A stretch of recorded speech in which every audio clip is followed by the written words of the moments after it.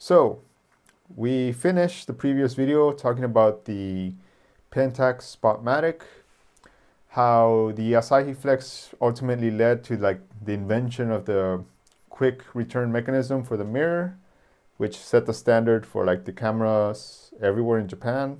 Asahi Pentax came up with the first through the lens metering, so that was like their invention.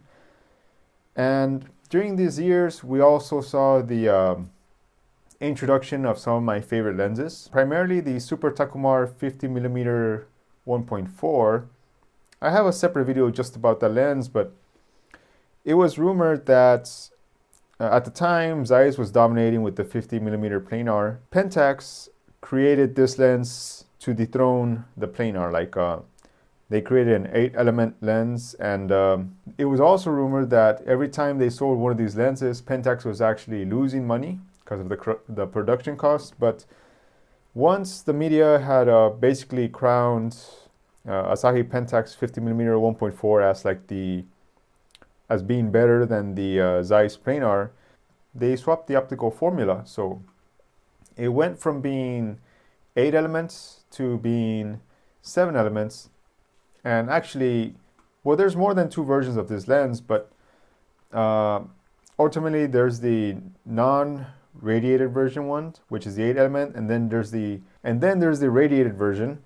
That one has 7 elements, and it has thorium baked into the lens. So people actually think that it's a coating, but it's not a coating.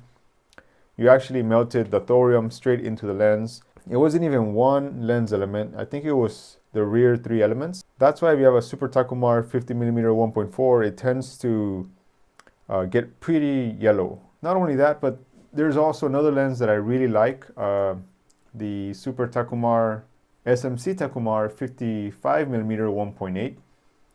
And that one you can get it really cheaply, but it's actually really great lens. I mean, I really love my radioactive lenses. So I just wanted to throw this out there. And let's get back to like Pentax history before we get sidetracked. If you're interested in like the radiation lenses and like how to de-yellow them and all that kind of stuff, I actually have videos on this already, including videos on all my Pentax lenses. But anyways, back to Asahi Pentax. Okay, so now we're in 65. Pentax releases the 6x7, which is actually like a very it was pretty popular for its time, you know. It wasn't like the other medium formats or like huge and bulky. This one just looked like a big camera, and you were able to carry it around with you. And there's actually different versions. There's like the 6x7, there's a 6.7, and I think there's a 6.7 too. I never really got into medium format, but I did have chances to play with it with my friends. And even today, I still see this camera like everywhere, like especially with like Koreans. And I call it the thunderclap because you can hear it like across the city. But I like the way the shutter sounds, like much more louder. But anyways, this camera was actually super popular, like with a lot of celebrities as well.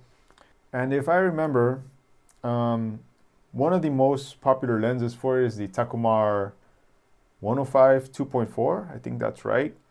And like some people just sell off everything they have just to get this system, you know, just like to get the Takumar 105 with the Pentax 6.7, whichever one of those variations. It's supposed to be like super good for portraits. Someday, if I ever venture into medium format, that's probably the lens and camera system I'm going to try.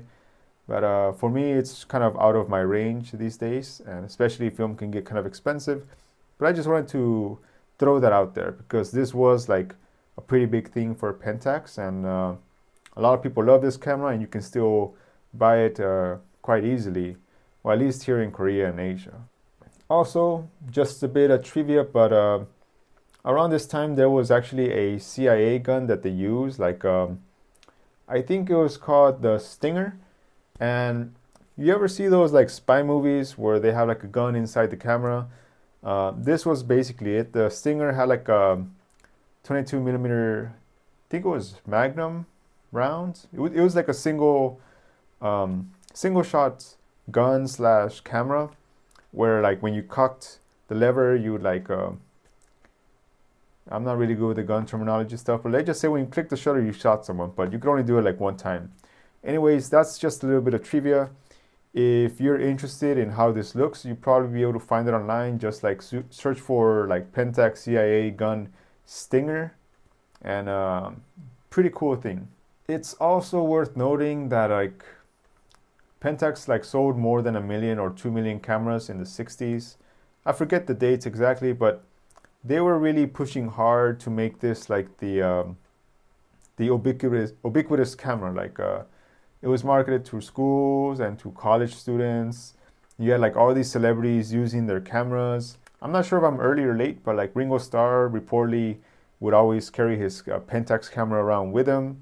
Drew Barrymore, I remember reading some magazine articles saying that like, well, she was a photographer and she shot many kinds of cameras, but ultimately she always went back to, I believe it was the K1000, which I don't think the K1000 has come out yet, but since we're talking about celebrities, I might as well throw it out there. So I think she shot with that camera for like 10 years, which is pretty cool because I still have my K1000. And even though I had like the ME Super, the LX, the Q, and like a bunch of other Pentax cameras, I sold all of them and I stayed with a Pentax K1000, mainly because I just liked the basics and the simplicity. And I kind of wish Pentax beat Fuji to the like the mirrorless or digital age with like the retro design. Like what if they created like a Pentax K1000 similar to like the Fuji X100 series, just the style but with a digital back. And I think a lot of people would buy that, especially since Pentax used like the same Asahi Flex design for like over 30 years. They should have done that with like the digital cameras too, and I think that would have been really cool. But anyways, I'm getting sidetracked. It's time to stop Pentax fanboying and get back into it.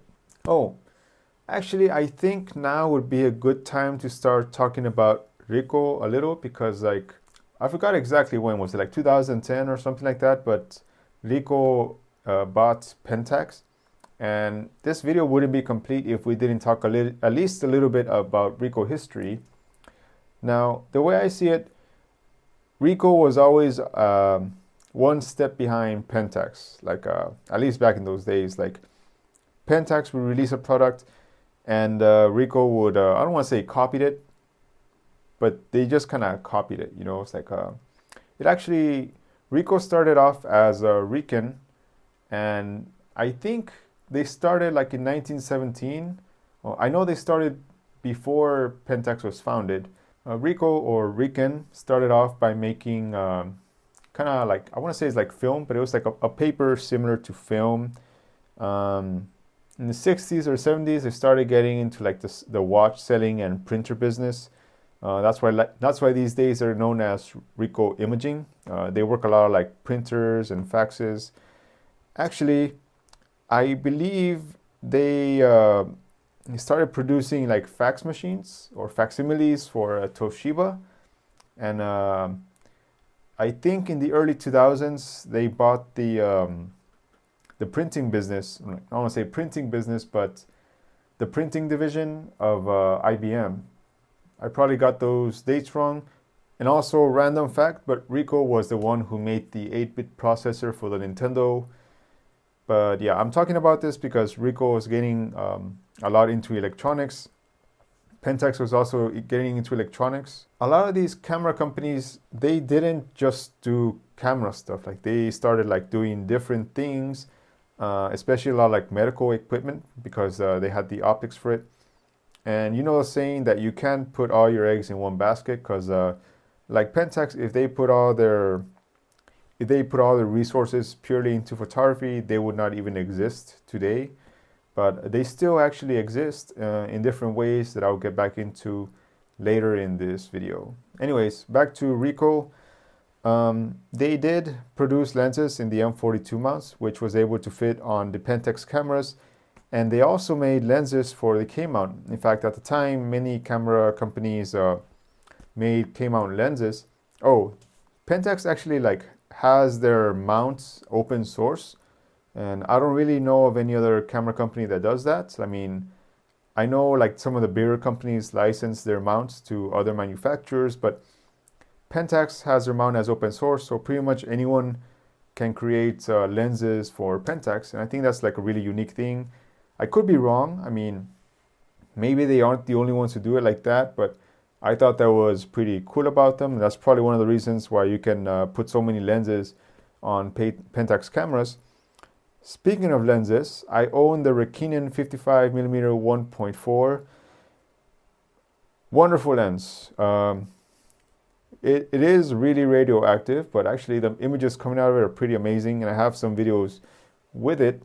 And just a random story that has nothing to do with the history of Pentax, but I ordered that lens from Germany. It came with the original Ricoh cap, which is really awesome. But it took almost 2 months to get here because it ended up going to South Africa instead of South Korea.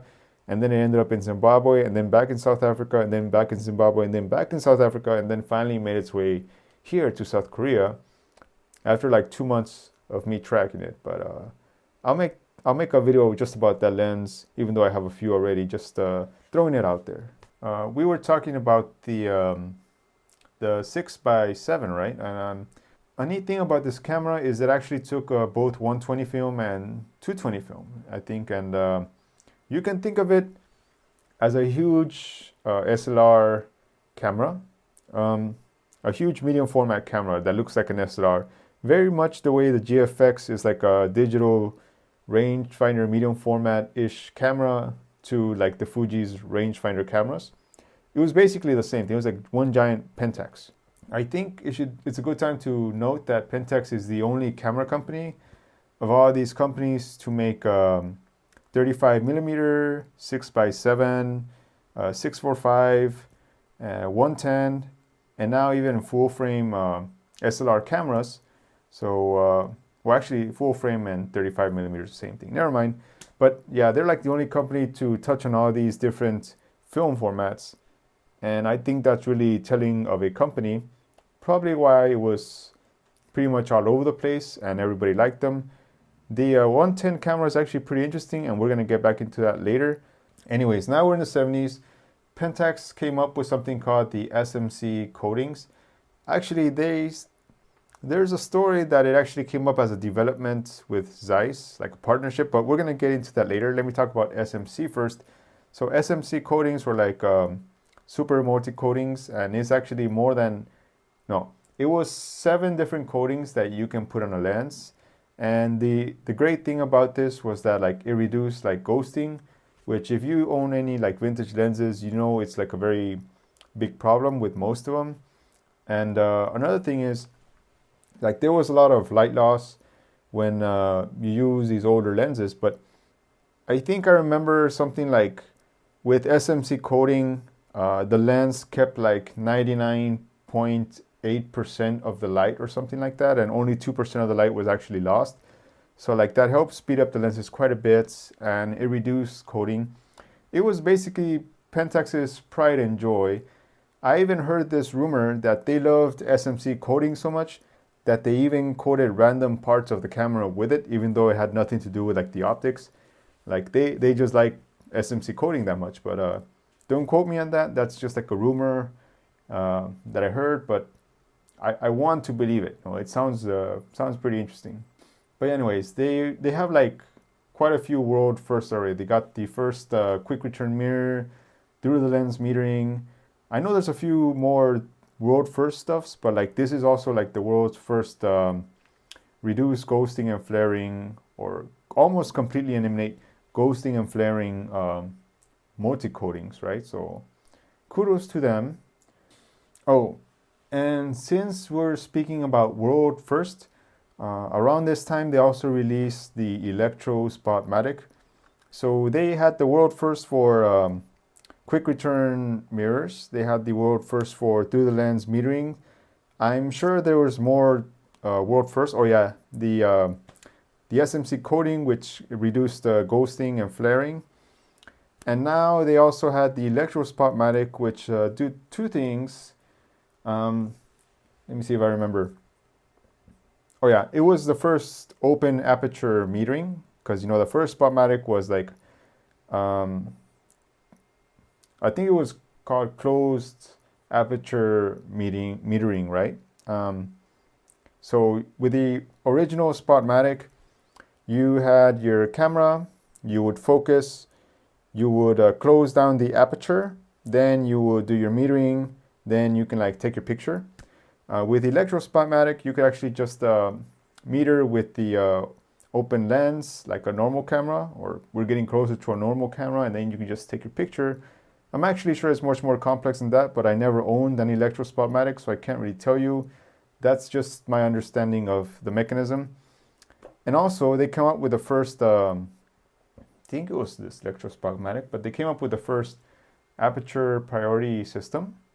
So in aperture priority, your camera is the one who chooses the shutter speed, and you just leave your aperture the way you want it.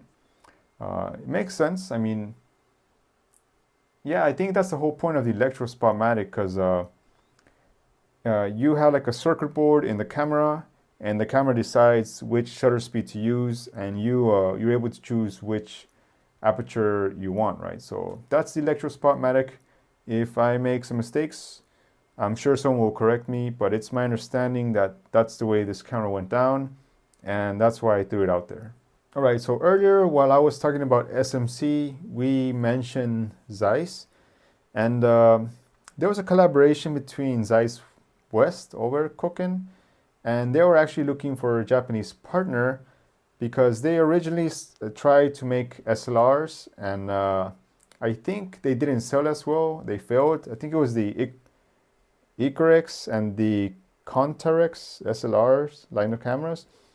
So they were looking to get more momentum with the SLR industry, and one of the companies that they first had like a fling with was Asahi Pentax. Now, here is a rumor, and I don't know how true this is, but they say that the SMC coatings that Asahi Pentax came up with was co-developed by ZEISS and Asahi Pentax. And so Pentax used SMC, and ZEISS walked away with like if you ever had like a ZEISS lens, it has like a little T, a red T with a little asterisk. So that's like their coating, right? So some people say that those are actually the same coatings. Now, I don't actually know, or I don't even know if this story is true, but that's what the rumor going around saying, is that like the SMC coating and the T asterisk coating came out of this alliance or allegiance, and some people say it's the same thing. I have no idea, but I do know that the K-mount was born out of this collaboration. And actually, some of the lenses that they came out from this time were actually kind of, I want to say they're clones of their ZEISS counterparts, but they're very directly influenced by ZEISS. They were like ZEISS plans, but they were Pentax produced. And one of them is the 28mm f2, aka the Hollywood lens. And another one, I think it was the Takumar 15mm 3.5. I think that was also like a pretty big lens for them. I'm not sure if it was like their first super wide angle lens they made, but I believe it came out of collaboration with ZEISS along with the K-mount, and quite possibly someone will let me know the SMC coatings.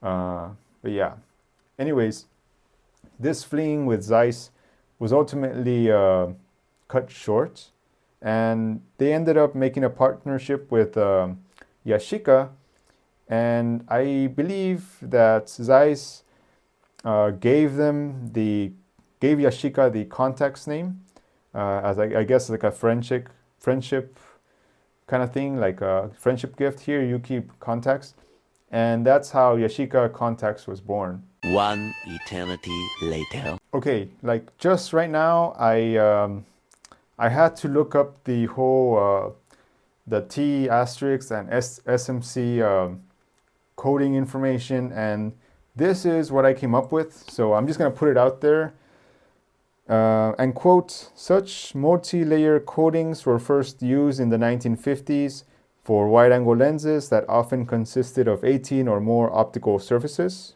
We're talking about the multi-layer coatings. These multi-layer coatings were labeled MC in Jena and T asterisk in OBERKOCHEN. OBERKOCHEN. I don't even know how to say those German names. Anyways, as of 1972, each ZEISS camera lens has been provided with a multi-layer coating. That's quote Dr. Hans Sauer, ZEISS Press of Information, February 20, 1973. So there you go. Whatever you want to make of it, this whole ZEISS Pentax thing is really quite interesting. But yeah. Anyways, I've also heard another thing, like the T asterisk multi-layer coatings were actually a response to the Pentax SMC coatings. So like they didn't want to stay behind, so they developed their own multi-coatings.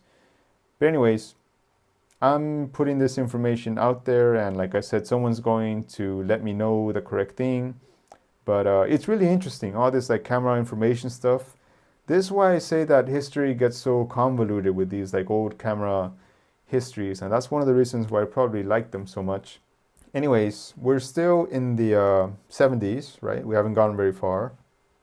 And it's worth noting that another really awesome lens, unfortunately, this is not a lens that I own because 85mm lenses are actually quite expensive, but here we have the SMC Takumar 85mm 1.8. If I had to get another lens, another 85, which I already have some 85s, but I would really like to get my hands on this lens. And if you have one, consider yourself lucky. I only need the 85 and the 105 to complete my Super Takumar collection. So it's in the plans for someday. We mentioned that this was the production of the creation of the K-mount, right? This collaboration with ZEISS. And my favorite SLR camera came out. That's the K1000. The K1000 deserves its own video, to be honest. Like I said, I sold all my other Pentax cameras in an attempt to declutter, and I just kept the K1000. It is the student camera. Most people that start using and learning film start off with this camera. Many college courses, people use this camera. I said Drew Barrymore used this camera for like 10 years, and even though she tried other cameras, she always came back to this one. I always like this camera because it's so basic. Like when I shoot film, I just want to enjoy it, and I just want to take pictures. And the great thing about the K1000, it isn't reliant on electronics. Like it's like very bare bones. If the battery dies, only the light meter dies, and then you can just use like the Sunny 16 rule or something, and you're fine. So the K1000 had like the longest production run, I believe. From the time of production, I think it stopped being produced in the early 2000s. Like I don't know the exact year, but I do know that the K1000 had like the world record on the like longest production run for an SLR camera. And yeah, I like my K1000 one much. I would never part with it, and maybe in the future I'll make one video just about it. But if you're watching this video, you probably used the K1000 when you were in school, or you're thinking about buying one, or you just probably remember seeing one somewhere because these things were everywhere. And by now, Asahi Pentax has sold like millions and millions of cameras. So yeah. Oh, another piece of trivia is the K-mount was actually like a bayonet mount, a bayonet style mount. And around this time, Pentax was still clinging to the old M42 mounts. But the problem was those were a little bit too narrow. And by now, all the other camera companies had already switched to like some kind of bayonet style mount. So these bayonet style mounts, you just kind of positioned and you clicked. You know how like a little dot, you put the dot in place and then you clicked into place. That's a bayonet style mount. And I think Exacta was the first bayonet style mount. I'm not really sure. But anyways, just a little information about the K-mounts. Oh, I must also add that Pentax is like one of the only camera companies that their cameras can pretty much all use K-mounts, or like not like the super newest, I think, but like almost all their cameras can use K-mount lenses, even without the automatic features. And regarding the digital SLRs of Pentax and the mirrorless ones too, I believe that all of them from the very beginning were able to save in Adobe RAW DNG, and that separated them from the other camera companies that always constantly needed like Lightroom updates to be able to read the format. But like that's one of the things about Pentax, is like they were always able to read, no matter which Lightroom or Photoshop you had, you were always able to use that format. So I thought that's a real cool piece of trivia, and probably another reason why people love them so much, and probably another reason why I'm making this video, because I love Pentax too. But yeah, this video is getting quite long with all these little trivia things, but that's kind of what I like about these videos. Anyways, back to the K1000. The reason it's called the K1000 is actually it was able to reach a max shutter speed of 1/1000, and so hence the name was K1000. And like I said, this camera was ubiquitous. It was everywhere, and even among older SLR cameras, for some reason this one still costs more than the others, even though there are like more newer ones and modern ones. Those are actually much cheaper. I always see the K1000s go for more than the newer cameras, and I really wonder why that is, because they actually had the most of these cameras. Theoretically, these cameras should be cheaper, and they are still cheap relatively, but they're usually a little bit more expensive than other SLR cameras, probably because they last forever and they're just really well built cameras and everybody loves them. Anyways, we're barely around, we're getting into the late 70s now, and we start seeing the introduction of the MX and ME cameras.